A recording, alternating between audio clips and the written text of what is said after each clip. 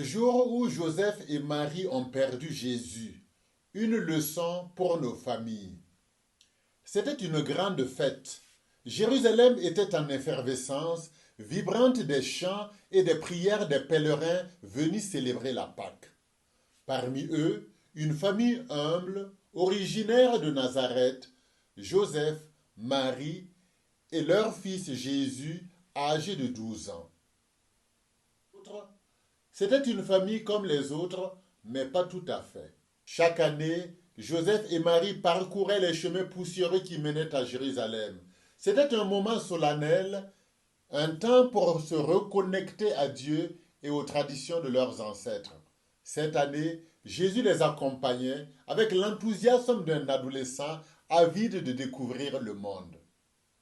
Prenons exemple sur cette famille en consacrant du temps à nos relations familiales, cultivant des traditions spirituelles communes, prières, dialogues et activités partagées. Ces moments renforcent les liens qui nous aident à avancer ensemble sur le chemin de la foi. Sur le chemin du retour, au milieu de la foule joyeuse des pèlerins, Joseph et Marie pensaient que leur fils était avec leurs proches.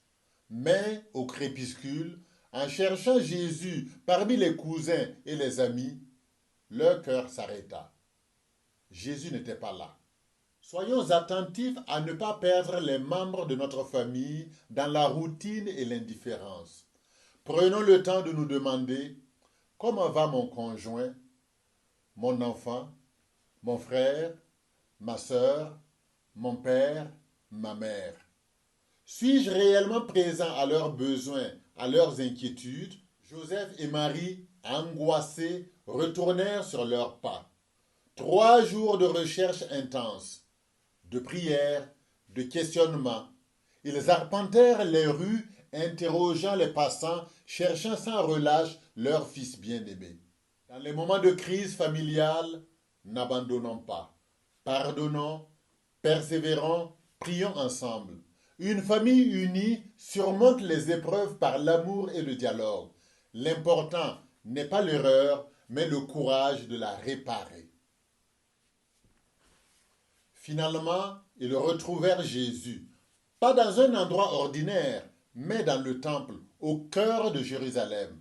Là, ils discutaient avec les sages, posant des questions profondes et partageant une sagesse étonnante. Chaque personne dans notre famille a ses dons et son chemin propre. Soyons bâtisseurs d'encouragement, valorisant les talents, les aspirations de chacun, même quand ils diffèrent de nos attentes. Apprenons à écouter, à comprendre, à soutenir les projets de ceux que nous aimons. Quand Marie lui dit « Ton père et moi nous te cherchions morts d'inquiétude », Jésus répondit calmement « Ne saviez-vous pas que je dois être dans la maison de mon père ?» Ces mots bouleversèrent Marie et Joseph. Ils ne comprirent pas pleinement, mais ils accueillirent cette réponse avec humilité. Dans nos relations familiales, acceptons que nous ne comprendrons pas toujours tout immédiatement. Pratiquons la patience et la bienveillance, même en face de l'inconnu ou de l'incompréhensible. Laissons la place à Dieu pour éclairer ce qui nous dépasse. Jésus retourna avec eux à Nazareth, humble et obéissant.